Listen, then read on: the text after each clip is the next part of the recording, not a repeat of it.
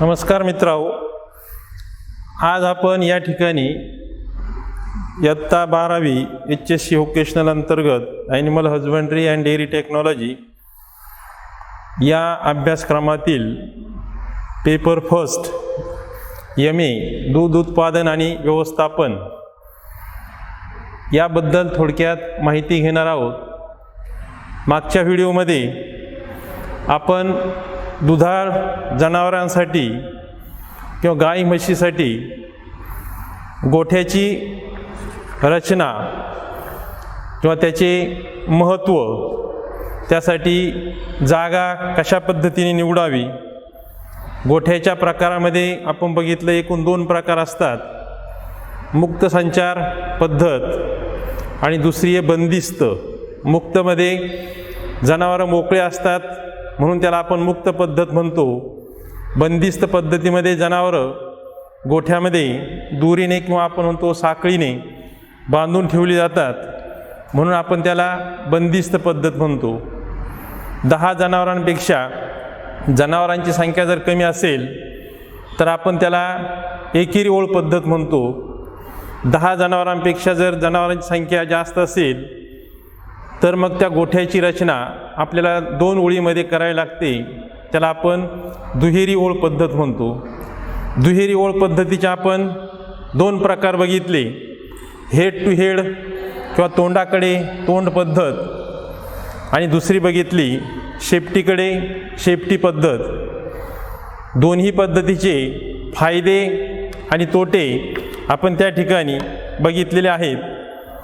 त्याच्या पुढचा या प्रकरणाचा भाग आहे, आपल्याला ज्यावेळेस गोठ्याची रचना आपली फायनल होते, कोणत्या पद्धतीचा गोठा आपल्याला त्या ठिकाणी कन्स्ट्रक्ट करायचा आहे, मुक्त संचार करायचा आहे किंवा आपण म्हणतो समजा एकेरी ओळ पद्धतीमध्ये करायचा आहे किंवा दुहेरी ओळ पद्धतीमध्ये मी आत्ता सांगितल्याप्रमाणे आपल्याला हेड टू हेड मेथड करायची आहे किंवा टेल टू टेल मेथड, त्यावेळेस आपल्याला काय करावे लागते, गोठ्याची बांधणी करावी लागते। गोठ्याची बांधणी करताना कन्स्ट्रक्शन डिटेल्समध्ये एकूण 7 मुद्दे जे आहेत ते महत्त्वाचे आहेत। त्याच्यामध्ये पहिला मुद्दा आहे आपण म्हणतो गोठ्यातील जमीन किंवा आपण त्याला फ्लोरिंग म्हणतो।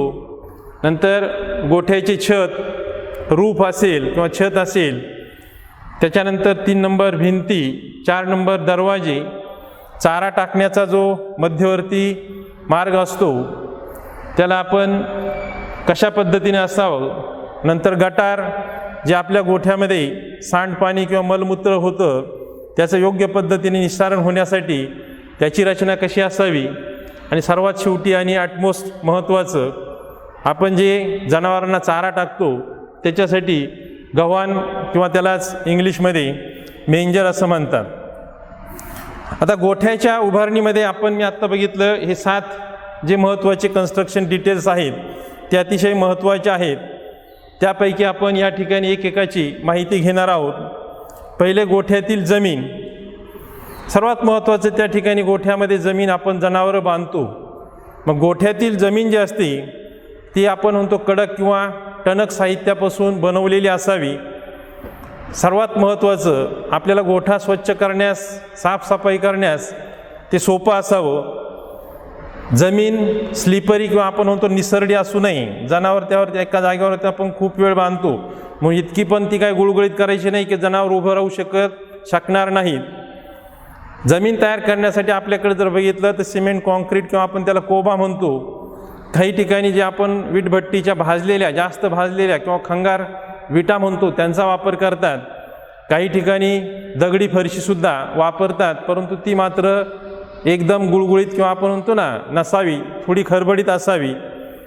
सर्वात महत्त्वाचं, फ्लोरिंग करताना गव्हाणीपासून गटारीकडे जर बघितलं तर 3 सेंटीमीटरचा त्या ठिकाणी उतार द्यावा, म्हणजे आपण गोठा धुतला, काय केलं, साफसफाई केली तर ते गटारीकडं घाण सगळं वाहून जाईल आणि त्यामध्ये कुठलंही पाणी त्या ठिकाणी साठणार नाही।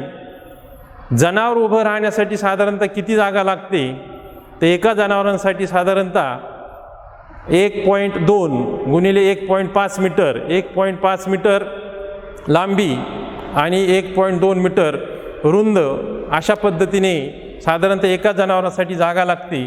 मग त्यानुसार आपल्याला गोठ्यामध्ये किंवा त्या गोठ्याची रचना करताना आपल्याला किती जनावरांचा गोठा करायचा आहे त्यानुसार आपण लांबी ठरवावी, रुंदी ठरवावी. मग फायनल आपण त्या ठिकाणी गोठ्याचा आकार आपल्याला निवडता येतो. नंतर गोठ्याचं छत, कारण आपण ज्यावेळेस याच्यामध्ये सर्वात महत्त्वाचं जमिनीमध्ये आपण फ्लोरिंग जेवढं करणार आहे त्याच्यावर छत टाकणार आहे. म्हणजे अगोदर आपलं ते ठरलेलं पाहिजे की किती जनावरांसाठी आपल्याला गोठा करायचा आहे.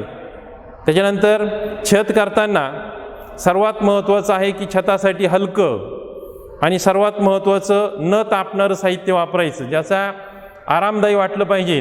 त्याच्यासाठी आपण म्हणतो ना, याच्या सीटपेक्षा पत्र्याचे जे सीट्स असतात त्याच्यापेक्षा ॲस्बेस्टॉस सीट्स असतात ते, किंवा कौलारू किंवा कौल वापरतात.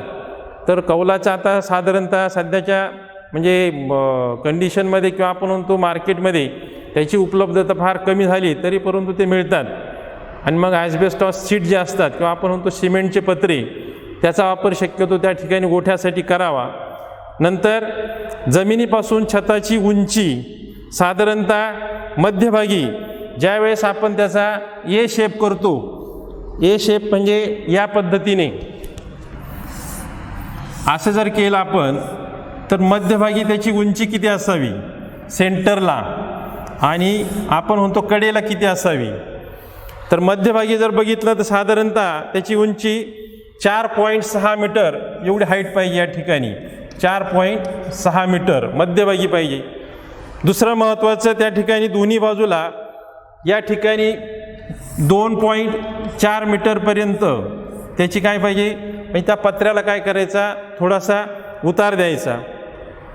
छताचे जे पत्रे असतात ते भिंतीपासून साधारणतः 0.75 मीटर किंवा 0.75 आपण म्हणून समजा मीटर, किंवा आपण त्या ठिकाणी म्हणून 75 सेंटीमीटर म्हणजे पाऊण मीटर काय पाहिजे, छताच्या बाहेर पाहिजे. कशासाठी, तर आपण या ठिकाणी पूर्ण भिंत बांधत नसतो. या ठिकाणी साधारणतः 3 फुटाचं अंतर जे असतं छत आणि याच्यामध्ये भिंती, याच्यामध्ये काय करतो आपण त्या ठिकाणी ओपन स्पेस ठेवून त्या ठिकाणी किंवा मोकळं ठेवतो किंवा त्या ठिकाणी जाळी मारतो. आणि मग येणारा पाऊस असेल किंवा ऊन जे असेल, तिरकं ऊन आत गोठ्यात येऊ नये किंवा पावसाचं पाणीसुद्धा आत येऊ नये म्हणून छत जे असतं ते भिंतीपासून साधारणतः 0.75 मीटर किंवा 75 सेंटीमीटर हे बाहेर काढायचं. हवा खेळती राहण्यासाठी सर्वात महत्त्वाचं, या ठिकाणी जसं म्हणतो ना, या ठिकाणी जोडलं तसं नाही तर त्याला झरोका कसा असतो, समजा या ठिकाणी इकडचा पत्रा आला, इकडचा पत्रा आला आणि वरतून काय करायचं याला टॉपला, अशा पद्धतीची रचना साधारणतः त्या गोठ्यामध्ये असावी. तर झरोक्याचा सर्वात महत्त्वाचा मुख्य उद्देश हा असतो की गोठ्यामध्ये मोठ्या प्रमाणात मलमूत्र असेल किंवा शेण असेल त्याचा वास येतो आणि तो वास हळूहळू काय होत असतो, वरती जात असतो. वरती जर त्या अशा पद्धतीचा त्या ठिकाणी झरोका जर असेल, ती दूषित हवा जी असते ती गोठ्यामधून लवकर त्या ठिकाणी बाहेर जाते. मग हवा खेळती राहण्यासाठी मध्यभागी 30 सेंटीमीटर रुंद आणि 15 सेंटीमीटर 30 सेंटीमीटर रुंद आणि 15 सेंटीमीटर या रूफपासून किंवा मुख्य छतापासून तो उंच असावा. म्हणजे थोडक्यात हवा बाहेर जाण्यासाठी त्यासाठी जागा असावी. एवढं जरी केलं तर गोठ्यातली हवा त्या ठिकाणी आपण म्हणतो खेळती राहण्यास मदत होते. तिसरा भाग आहे वॉल्स किंवा भिंती. गोठ्याची रचना करताना सर्वात महत्त्वाचं, भिंती ज्या असतात त्या 30 सेंटीमीटर रुंदीच्या आणि उंची किती असावी त्याची 1 आपण म्हणतो 52 किंवा 152 सेंटीमीटर असं 52 सेंटीमीटर किंवा 1.52 मीटर असावी. भिंत आणि छतामध्ये 0.9 मीटर, मी आत्ता सांगितलं ना 1.52, आणि भिंत आणि छतामध्ये या ठिकाणी 0.9 मीटरची काय पाहिजे ओपन स्पेस किंवा आपण म्हणतो रिकामी जागा असावी. आणि ती आपण काय करू शकतो, जाळीने बंदिस्त करू शकतो. भिंतीची आतील बाजू गुळगुळीत असावी, ही आतली बाजू गुळगुळीत पाहिजे की जेणेकरून त्यामध्ये इतर जे समजा गोचीड असतील किंवा काय असतील त्या परोपजीवी कीटकांना लपण्यासाठी त्या ठिकाणी जागा असणार नाही. आणि गुळगुळीत असल्यामुळं आपल्याला साफसफाई करणंसुद्धा सोपं होईल. चौथा जो घटक आहे डिटेल्समधला दरवाजे. गोठ्याचे दरवाजे सर्वात महत्त्वाचं आहे, भिंतीकडे उघडणारे असावेत. दुसरं महत्त्वाचं, दरवाजाची उंची किती असावी, ती साधारणतः 2.4 मीटर उंचीचे दरवाजे असावे.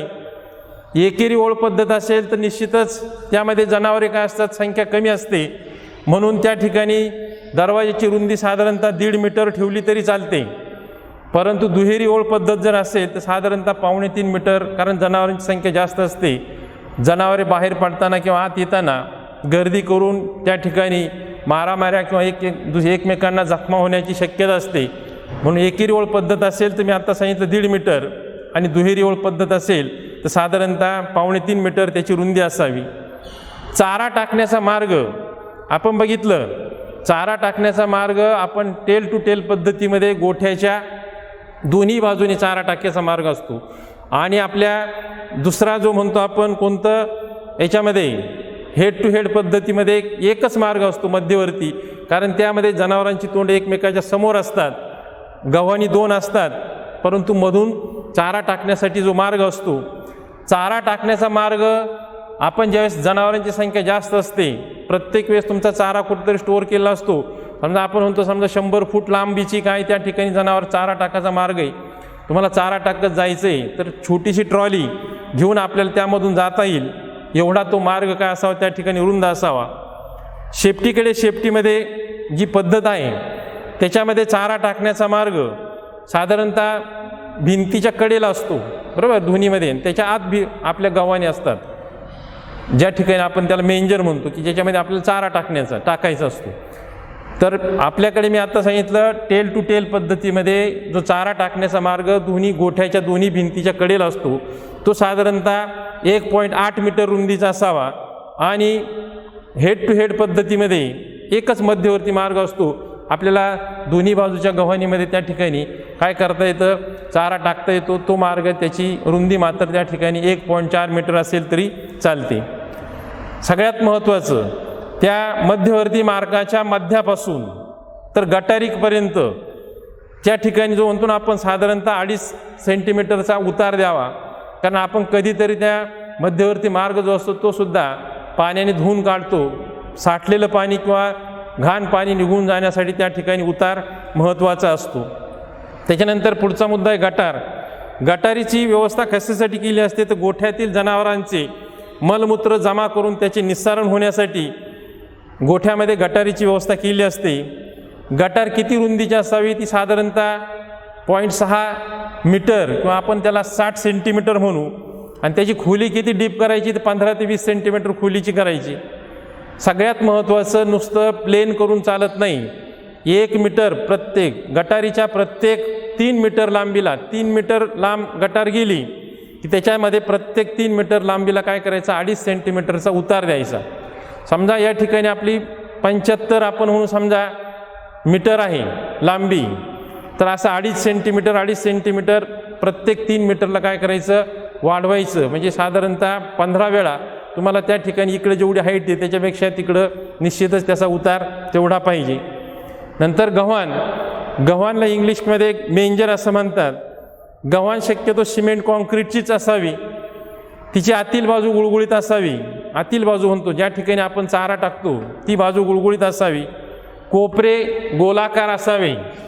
ही असे एकदम म्हणतो ना आपण अशी गव्हाण करायची नाही कधीच. आपण या पद्धतीची गव्हाण करायची नाही. अशी गव्हाण कोपरे गोलाकार नसावी.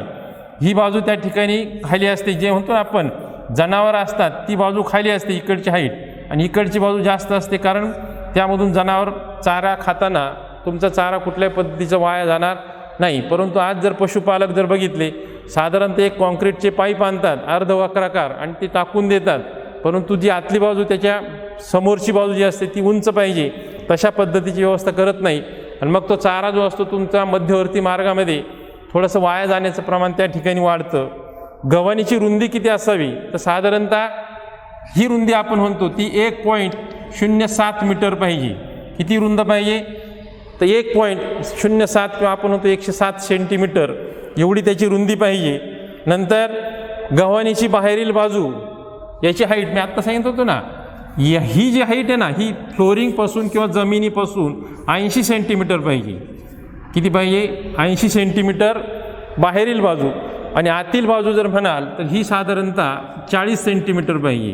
गाय आणि म्हशीच्या बाबतीमध्ये जर आपण गोठ्याची रचना करत असू तर वासरांसाठी किंवा शेळी मेंढीसाठी जर असेल तर गव्हाणीची रुंदी पण कमी होणार आहे आणि बाहेरील बाजू आणि आतील बाजू याची उंची पण त्या ठिकाणी कमी होणार आहे.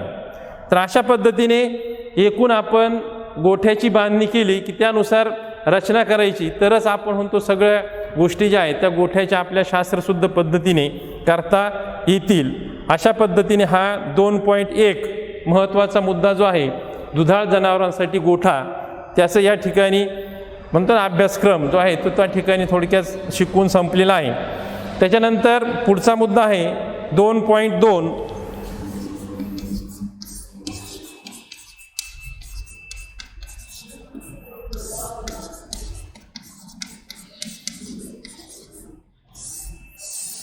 वासरांचं संगोपन.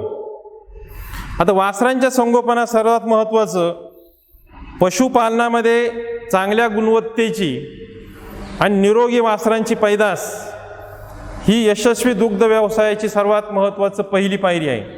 जर तुम्हाला दुग्ध व्यवसाय यशस्वी करायचा असेल तर आपल्याकडे जन्मलेली जी वासरं आहेत ती उद्या आपल्या गोठ्यावरचीच गाय किंवा म्हैस की ज्यापासून आपल्याला उत्पादन मिळणार आहे त्यापासून चांगल्या पद्धतीच्या वासरांचं आपण जर संगोपन केलं, व्यवस्थापन केलं तर आपल्याला ती करता येईल.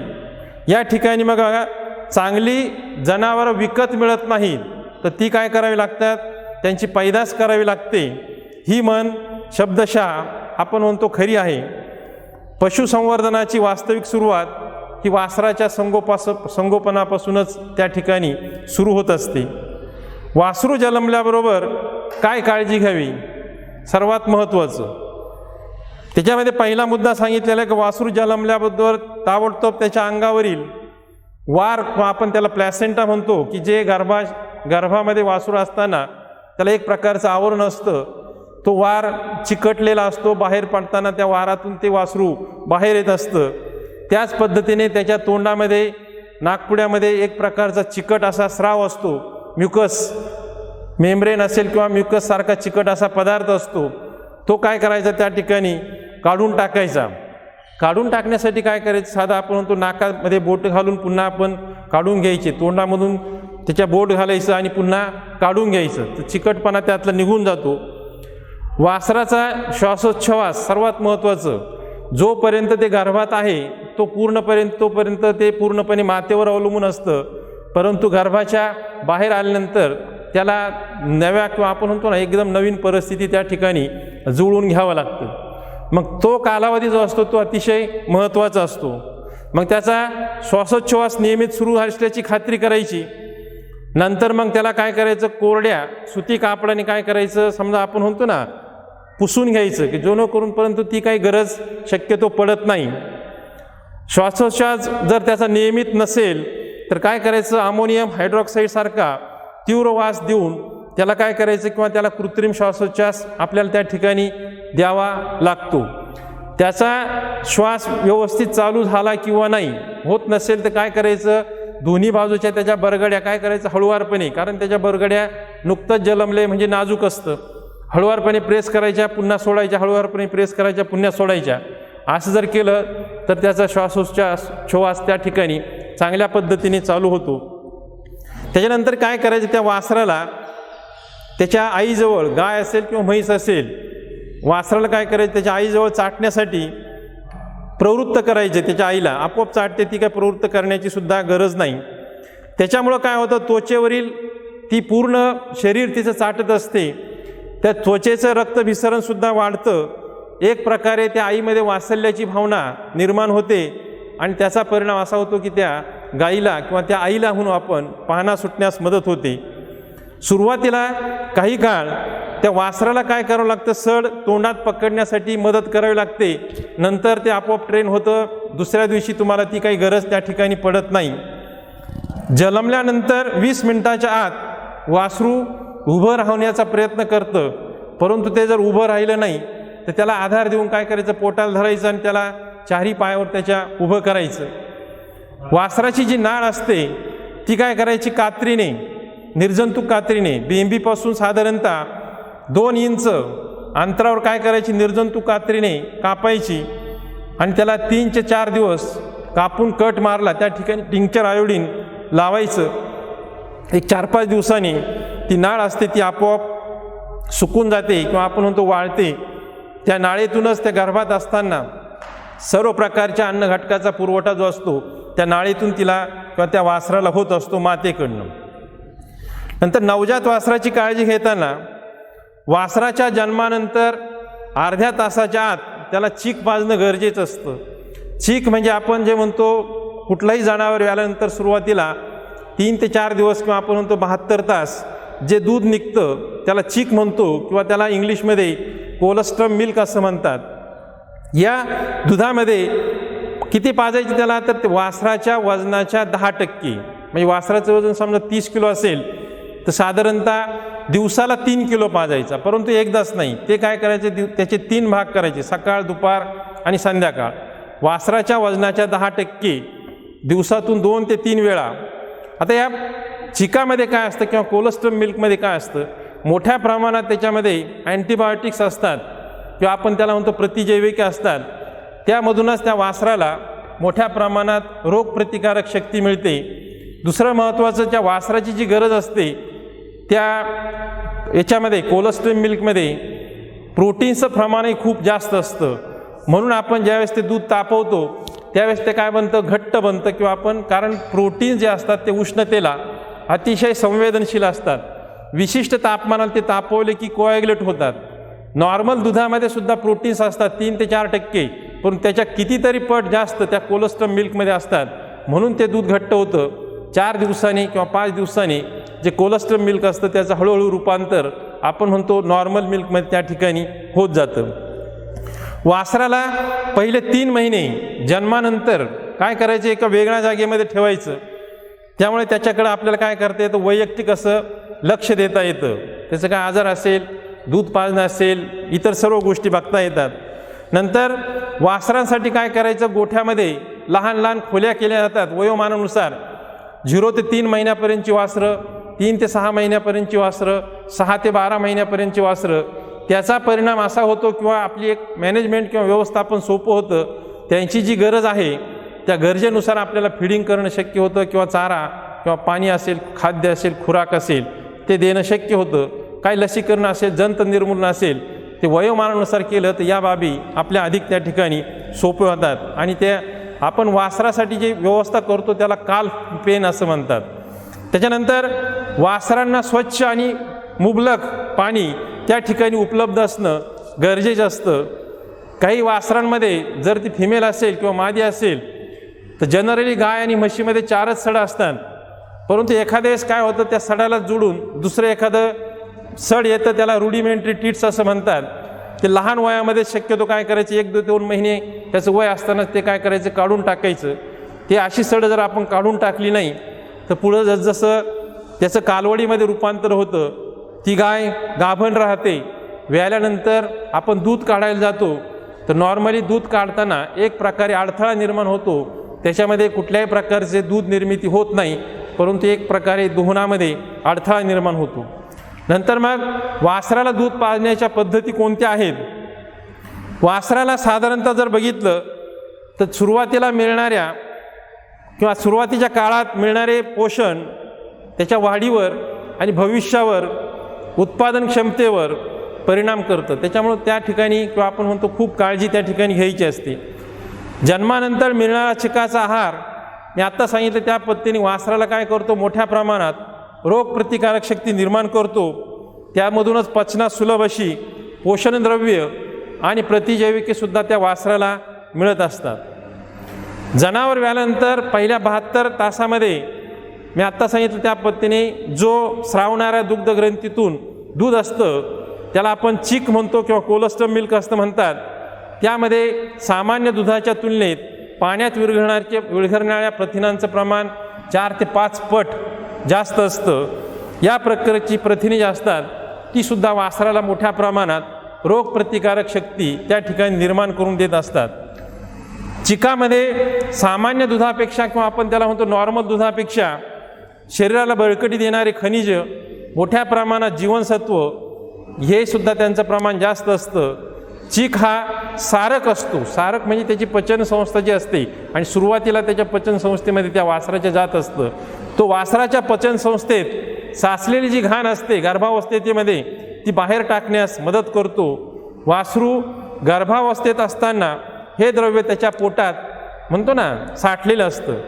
वासराला दूध पाजण्याच्या पद्धती किती असं जर म्हणालात तर त्याच्या दोन पद्धती आहेत. पहिली पद्धत आहे नैसर्गिक पद्धत, त्याला इंग्लिशमध्ये सकलिंग मेथड असं म्हणतात. आणि दुसरी पद्धत आहे विभक्त पद्धत, त्याला विनयिंग मेथड आपण असं म्हणतो आपण. सकलिंग पद्धत सर्वांना माहीत आहे. वासराला त्याच्या आईजवळ किंवा मातेजवळ सोडून द्यायचं, नॅचरली ते आपोआप काय करतं दूध पितं, त्याला सकलिंग म्हणतो. विनयिंग म्हणजे काय करायचं, त्या वासरा गाईपासून दूध काढायचं आणि वेगळ्या पद्धतीने काय करायची त्याला दूध पाजण्याची सवय लावायची. आता नैसर्गिक पद्धत जी बघितली आपण सकलिंग मेथड, नावाप्रमाणेच आपण मी आत्ता सांगितलं त्या पद्धतीने नैसर्गिक मेथड आहे. या पद्धतीत वासरू आईचे दूध स्वतः पितं. ही नैसर्गिक पद्धत असल्यामुळे त्याला मानवी हस्तक्षेपाची कुठल्याही पद्धतीची गरज पडत नाही. फक्त सुरुवातीला मी सांगितलं त्या पद्धतीने वासराला थोडंसं काय करावं लागतं, ट्रेन करावं लागतं. या पद्धतीमुळं सर्वात महत्त्वाचं काय होतं, गाय आणि वासरामध्ये एक भावनिक नातं त्या ठिकाणी निर्माण होतं. परंतु त्याचा एक दुष्परिणाम असा होतो, त्यापैकी समजा गाय कुठल्या कारणाने दगावली किंवा वासरू जर कुठल्या कारणाने दगावलं तर ती गाय वासरू दगावलं तर दोहन करू देत नाही, आणि त्याची आई जर दगावली तर ते दुसऱ्या गाईला सहजासहजी त्या ठिकाणी पित नाही. म्हणून सर्वात महत्त्वाचं नवजात वासराला सुरुवातीला सळ शोधण्यासाठी एक मदतीची गरज भासू शकते. त्यानंतर मात्र वासरू त्याचे दूध स्वतः पिते. या पद्धतीत वासराला हवे तेवढे दूध, गाय देईल तेवढे दूध ते पितं. त्यानंतर त्यावर कुठल्याही पद्धतीचं आपण म्हणतो बाह्य नियंत्रण नसतं. त्यामुळे सगळ्यात महत्त्वाचं आपण वासराला किती दूध पाजलं आणि त्या गाईचं दूध उत्पादन किती मिळालं हे आपल्याला सांगता येत नाही. वासराच्या आरोग्याच्या दृष्टीने त्याला कमी दूध मिळणंसुद्धा घातक आहे आणि जास्त दूध मिळणंसुद्धा घातक आहे. म्हणून अलीकडे शास्त्रीय पद्धत ही एक नव्याने विकसित झाली आहे, त्याला आपण विभक्त पद्धत किंवा विनयिंग मेथड असं म्हणतात. त्याच्यामध्ये काय करतात, वासरू जन्माल्यानंतर दुसरी जी पद्धत आहे 5 दिवसाच्या आत त्याला त्याच्या आईपासून विभक्त किंवा वेगळं केलं जातं आणि स्वतंत्रपणे त्याला दूध पाजलं जातं, त्याला विभक्ती पद्धत असं म्हणतात. या पद्धतीत सगळ्यात महत्त्वाचं वासराला काय करावं लागतं, एक प्रकारचं प्रशिक्षण द्यावं लागतं किंवा ट्रेनिंग द्यावं लागतं. त्याच्यासाठी काय करायचं, आपला हात काय करायचं थोडासा दुधामध्ये बुडवायचा आणि तो त्या वासराच्या तोंडापुढे घेऊन जायचा. वासरू हळूहळू ते दूध असल्यामुळे ते चाटतं आणि कालांतराने काय करायचं, मग ज्या भांड्यामध्ये दूध ठेवलेलं आहे तिथपर्यंत तुम्ही हात घेऊन गेला की आपोआप त्याला सवय लागते. 1-2 दिवसामध्ये ट्रेनिंग दिलं, प्रशिक्षण दिलं की नुसतं भांडं जर बघितलं तर वासरू आपोआप तुमच्याकडे काय होतं त्या ठिकाणी पळत येतं.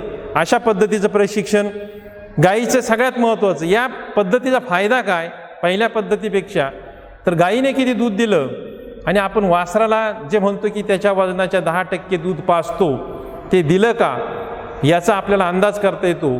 गाईचं दूध उत्पादन आपल्याला किती मिळालं ते पण नोंदवता येतं. अशा पद्धतीने थोडक्यात ह्या 2 पद्धती आहेत की विभक्ती पद्धत, वासराला दूध पाजण्याच्या 2 पद्धती, नैसर्गिक पद्धत आणि विनयिंग मेथड्स. पुढच्या व्हिडिओमध्ये आपण वासराला द्यावा लागणारा आहार या संबंधी थोडक्यात माहिती घेऊ. धन्यवाद.